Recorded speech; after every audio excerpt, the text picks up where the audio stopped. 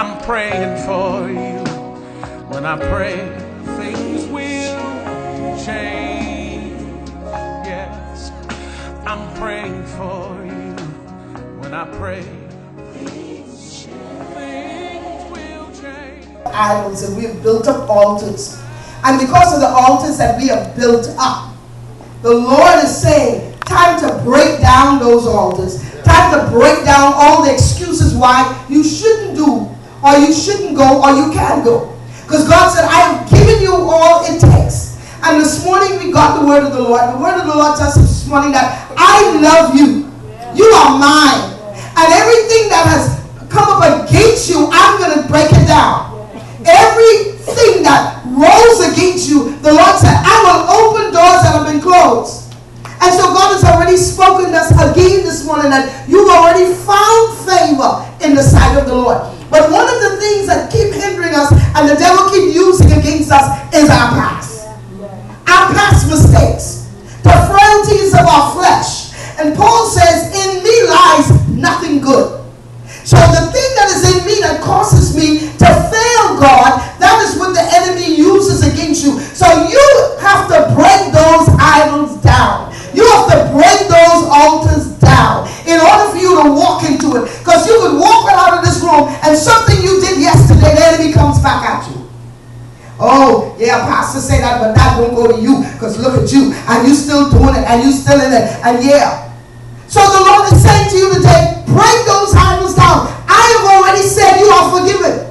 I've already said you have found favor in my sight. You know what favor is? Unmerited favor. Favor has to do nothing to do with what you have accomplished or what you could do. You find favor in spite of what you've done. You find favor with something you don't deserve, you receive. And that is what the Lord's saying to you this morning. You don't deserve all of these things, but because you are mine, because I love you and you belong to me, I'm going to give you favor. All those things, hidden treasures that have been hidden from you, all the things that you're trying to accomplish and you feel confused about it, the Lord said, I'll shine a light on it. And I'll cause you to walk right into your blessing. I'll cause people to give to you that hate you. I'll cause people to do good to you who you didn't even expect to do good. They already talk about you. They'll lie on you. But yeah, God calls you. They say, I don't know why, but man, you's my buddy, man. I want to just bless you with this. And that's why God is saying this morning, I'm bringing you a word today. And this word, I want you, this word to carry you over for the next 6 months. Because the 6 months has passed and the little trickle has come down. But I have a harvest that I'm getting ready to pour upon you. I have a blessing to pour upon you that you won't even have room enough to receive. But you have to walk in this believing that the God of heaven and earth has favored you. And the God who's your father, your friend, your lover, your everything. He is standing there opening the doors and no man can close it. You have to understand that he's speaking to the hearts of people and he has you on his mind. He's telling people, you see, Ann, listen, why don't you send that over there to her? Why don't you give that to her? Why don't you call her? And why don't you tell so-and-so, favor her? God is putting your name on the lips of people that are speaking good of you and not evil. In this season, the next 6 months, he is shifting some things out of the way so he can shift some things in your way. This is what God is saying to you this morning. That I'm getting ready to bless my people and it doesn't matter who like it or not. Because there'll be nothing they can do about it. Then you'll walk around and you'll be so blessed. People will be confused trying to find out how she get this, how he get this. I was here before her. I was here before him. He don't even deserve it. Yes, that's what it is, favor. Something you don't deserve. I heard a testimony this morning and yesterday. Even the boss came to employer and is arguing on the money that he has. He said, no, see here, I don't have it. He said, what? Well, I have to give it to you and I'll let them share their own testimony. But here it is that even the people who have something for you, they'll be confused and they'll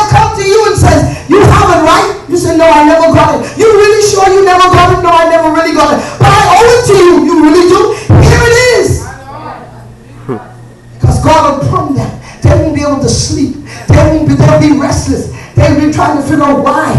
Why? I have to do something for her. I have to do something for him. What do I have to do? And the first thing comes to them. They're going to find you to bless. People going to walk around and say, how come she has that? And me who's been serving God 20 years. And well, you might be serving God 20 years, but your heart might never be right. And the person who have just given their life to Christ with a right heart and who've been living like hell, God turn around and bless more than you. Woo. God is saying, so don't be building no altars up. Don't be holding on to those things that the enemy has been trying to bombard you with so that you can't walk into this next 6 months of a mega shift. And he comes with your past and mistakes that you've made. Tell him, it's time for the shift. God's getting ready to bless me. God's getting ready to bless me. Because these are the things that will cost you from receiving.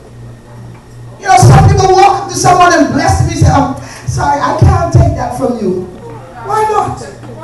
You know people that do that. Now, I'm a Christian and see, I'm against gambling, and so if you gamble to get that, I don't want it. God is trying to bless you. Why? See, Satan will tell you don't deserve it.